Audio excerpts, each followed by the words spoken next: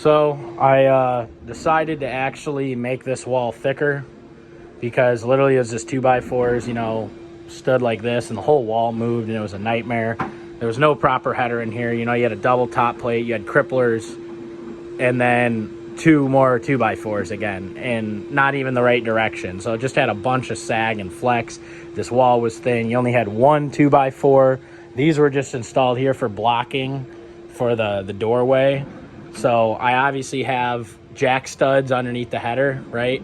New header 2x8, jack stud. But then I also, for my top plate, I ripped that out, put a 4x4, and then added this one that almost kind of functions as a jack stud down to the same point.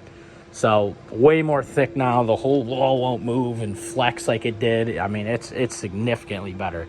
I couldn't jack this up high enough to get it perfectly level. I mean, it was cracking like crazy, and like it was getting sketchy with what I had. I mean, I got as much as I could. I had to bring it up multiple inches. So if you actually look directly at it, it's still got a slight drop. You can see it, right? But this is perfectly level and money. So this shouldn't go any farther.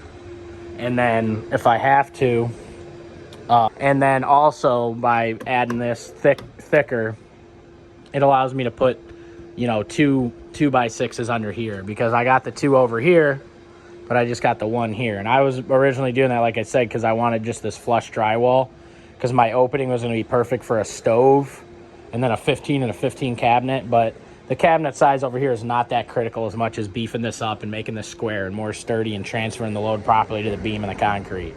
So I'm way happier with this outcome. It's way more sturdy. It's going to prevent it from sagging. It's framed more properly. And I'm excited. I'm definitely happy with it. And then now I can actually rip a lot of this subfloor out. And it's going to look a lot better too when I ripped out this little header here. So it'll kind of make it look bigger in here. Just move the header back. So, alrighty.